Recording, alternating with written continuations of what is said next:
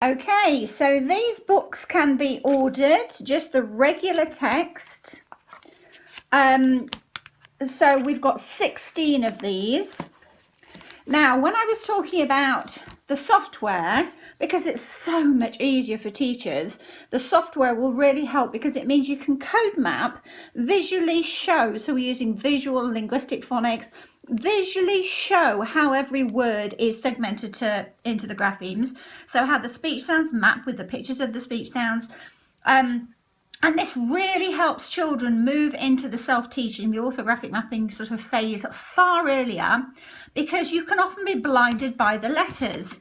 So what I've done here is just code mapped one of the pages, because I'm just going to do a quick snap and crack with some of my children tomorrow. So look at here. So when you've just got the regular text, learning to read is so much easier than learning to spell. You know, children can read words and they read it and you think that's brilliant. They come to their writing and they spell those words that they just read correctly incorrectly. Because, you know, you have to marry the two, and that's what the speech sound picture project does so well. But when they're reading, they can often just not hone in on, because that's the whole process of reading. You don't want to, your eyes don't want to be stopping on a word. You tend to, you know, especially when you're an actual when you're reading with fluency, your eyes don't stop on a word unless it's a word you're not sure of. Your eyes kind of do this, really. They just kind of scan a big, it's quite amazing what brains do, what eyes do. But when you're reading, you're not, you might quite easily not be sure of how the words map. So the mapping, the code mapping, really helps children to understand how the reading links in with the spelling. Now, some children learn to read with absolutely no phonics instruction whatsoever. Some children actually read and yeah, anyway, let's not get into that. So here, we don't want to get blinded by the letters. So the software is brilliant because it means that you don't have to do all of this, because it takes time. And because we're doing it how you talk on paper, so we start off with black at the top of the page and we carry on through. That's why Billy here, that's a black and that's not, because we're talking. So our speech continues. So as our speech sounds continue through, it goes black, go all the way through. It just, you know, and the software will do it correctly for you. Anyone who has code mapped, and all SSP teachers can code map, all they do is they just put SSP code mapping at the bottom just to show, oh, this is Miss Emma's idea.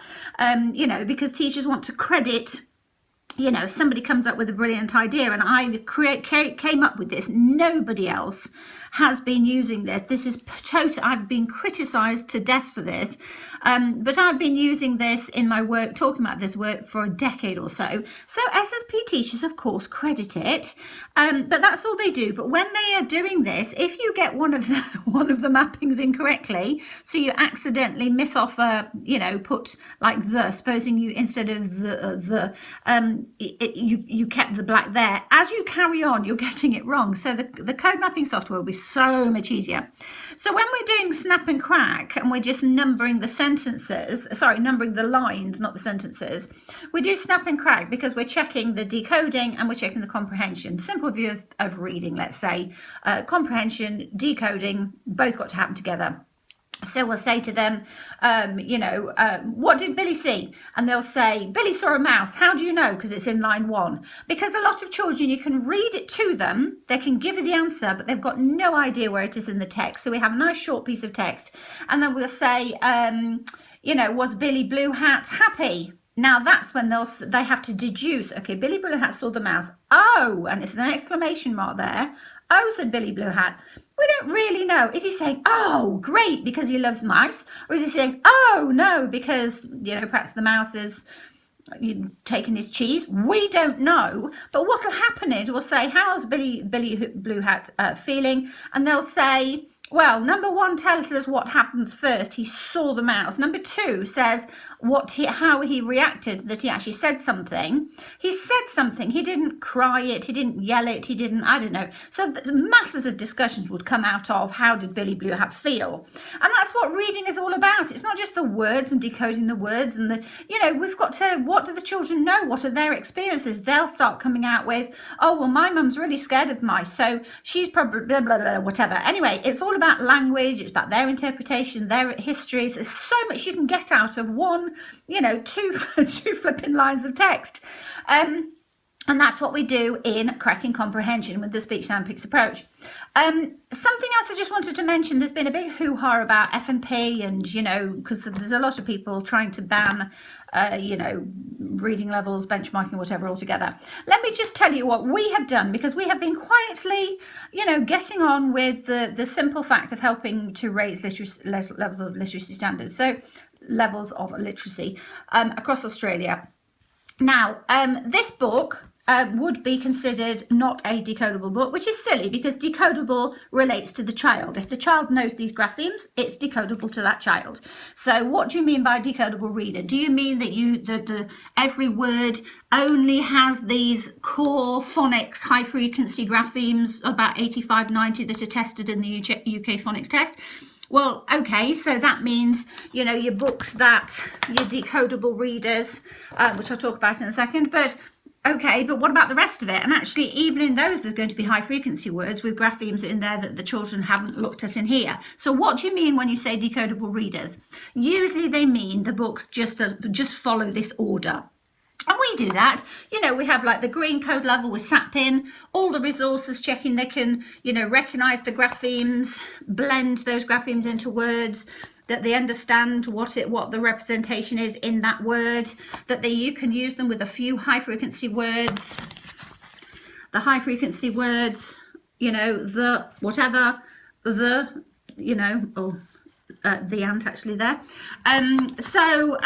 You know, we bring it all together. So yes, we're using decodable readers in that sense. But what we found over the last 10 years is that actually the children can start these you know, F&P, PM readers, 1, 2, 3 and away, our readers that we have the rights to and are selling. What we found is that when children have got to there, so they have got the skills and concepts that they've learned, they can recognize the graphemes, blend them, use them in sentences. Purple code level, recognize the graphemes, blend them, use them in sentences. Recognize the graphemes, blend them, use them in sentences. Once they get to here and we're saying, oh, you're ready for this, that's when you can start your PMs and what have you. Okay, let me just show you what I mean. So here, so think about it visually. Sorry, I've got many out here. Think about green code level, purple code level. So these are all readers that, yes, we've looked in. So here's a dandelion reader. We've looked in and we've said, oh, that's yellow code level.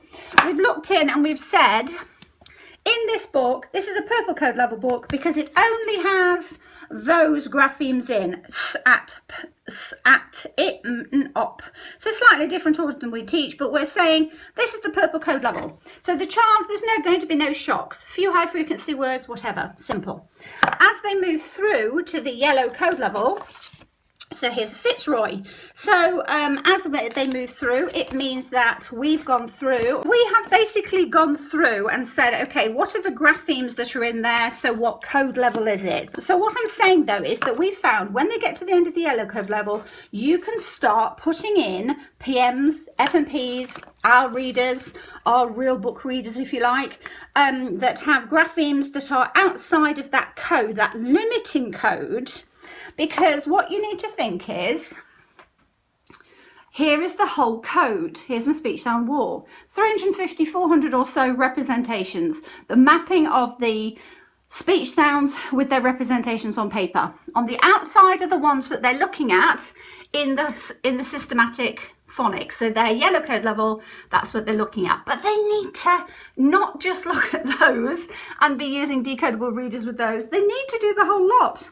Now, on the decodable readers, what I did, because I just did not have the time to create my own readers other than the few, And I thought, why? You know, why? So anyway, so we've got green code level. So there are all the skills and concepts just with Sapin. So you can have a look here and you can think, okay, at my school, we've got, you know, pocket rockets, we've got dandelions, we've got spell, South Australia box, whatever else. This is all done for you. So this says, okay, if you've got a child on the purple code level, sorry, I linked it all with a Cara for Australia. Ignore that if you're watching this in the yard. So what I did was, you know, all right, if the child is at the purple code level, so the graphemes they are looking at are, so the graphemes they're looking at are to put it d, g, j, o, k, s, k, k, etc, etc. Then give them these. So there are about 500 readers in here that if you've got them in your school, or a lot of them are free downloadables, then that's what the children can read for their practicing of, and mine, good old Stan, practicing the graphemes that they are looking at. Now, I'm quite happy if you are a publisher of Decodable Readers, even Decodable Readers Australia, I'm quite happy to add these in here so that schools know, okay, we've got these sets of readers, whatever else, this is where they map, this is where they are, if you like, and it all aligns with our explicit phonics instruction. So if you're a publisher and you do good decodable readers, that means that you actually do make sure that the code in there's over 85% of it aligns with the phonics and the high frequency words, whatever they're doing. Then, you know, I'm quite happy to add them in and promote your decodable readers and what have you. But when they come to here, so they've gone through these books. Yeah, there's dandelions, whatever else. God, there's millions of them. Look, all of these, when they've gone through them, phonics bug, etc. When they're to here, you can start your PMs, your FMPs, your 1, 2, 3 and aways from the Reading Hut. You can do that, and you can start them around here. They are round about a PM level 10 to 12. You will see that it correlates brilliantly. They can start around about PM 10 to 12 unseen text, and they can actually read them using all the skills that the science of reading tells us they need to be using. When they have, at the same time, so you don't have to stop these decodable readers, but at the same time as reading the decodable readers at the blue code level, to practice those additional graphemes that they're learning, that's when you will find, when they've got to the end of that, they're around about PM 2022. And that's what we found consistently across the country with hundreds and hundreds of teachers. People ignore us because we're just action researchers and it's just anecdotal, but there's, you know, hundreds if not thousands of teachers doing this. So, you know, somebody has to start saying, oh, this woman who's been harping on about, you know, this stuff for 10 years, perhaps she's got, perhaps we need to start listening to her.